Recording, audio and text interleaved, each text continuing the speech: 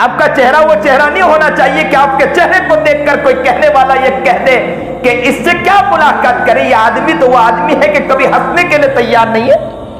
یہ آدمی وہ آدمی ہے کہ اس سے ملاقات کرے تو دل ٹوٹ جاتا ہے۔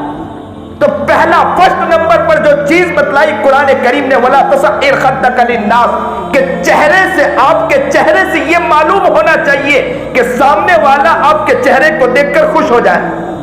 اب تو کوئی سیٹ بن گیا یا کسی مسجد کا متولی بن گیا یا کسی جگہ کا بہت بڑا لیڈر بن گیا تو یہ سوچتا ہے کہ اب میں کسی کے سامنے ہنس کے بھی ملاقات نہ کروں۔ چہرہ وہ چہرہ ہوتا ہے کہ سامنے والا ملنے آتا ہے تو پتہ چلتا ہے کہ تو بہت بڑا آدمی ہے۔ اب تو بڑے آدمی کی کیفیت اس پر آ جاتی ہے کہ وہ ہنس کے بات نہ کرے، جبکہ قرآن کریم ہمیں یہ پیغام دیتا ہے کہ وَلَا تُصَعِّرْ خَدَّكَ لِلنَّاسِ۔ ملاقات کے اندر جب پہلی ملاقات کی جائے تو مسلمان وہ ہوتا ہے کہ اس کا چہرہ خوشنما ہوتا ہے، چہرے پہ کوئی خوشنمائی نہیں ہے، ہنسمکھ چہرہ نہیں ہے۔ ملنے والا جب ملنے آتا ہے تو دل ٹوٹ جاتا ہے،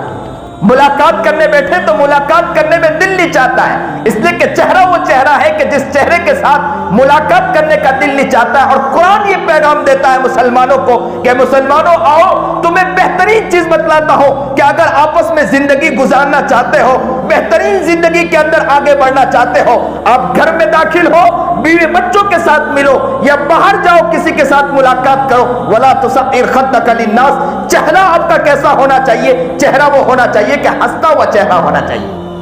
آپ کا چہرہ خوشنما چہرہ ہونا چاہیے۔ ملاقات کرے تو دل خوش ہو جائے، ماں ملاقات کرے تو ماں کا دل خوش ہو جائے، باپ ملاقات کرے تو باپ کا دل خوش ہو جائے، بیٹا ملنا ہے تو بیٹا کا دل خوش ہو جائے، باہر کسی کے ساتھ ملاقات کرے اس کا دل خوش ہو جائے۔ نوکر اگر ہمارے نیچے ہاتھ کے نیچے کام کر رہے ہیں، وہ ہم سے ملاقات کر رہے ہیں، ہمیں دیکھ کر خوشی ہو جائے کہ یہ ملاقات کی جا رہی، کن سے ملاقات کی جا رہی ہے؟ ان سے ملاقات کی جا رہی ہے تو قرآن کا صحیح معنی میں حقیقی وارث ہے، ان سے ملاقات کی جا رہی ہے جو اللہ کا صحیح معنی میں بندہ ہے، ان سے ملاقات کی جا رہی ہے جو نبی کریم جناب سرکار دو عالم صلی اللہ علیہ وسلم کا صحیح معنی میں عاشق ہے۔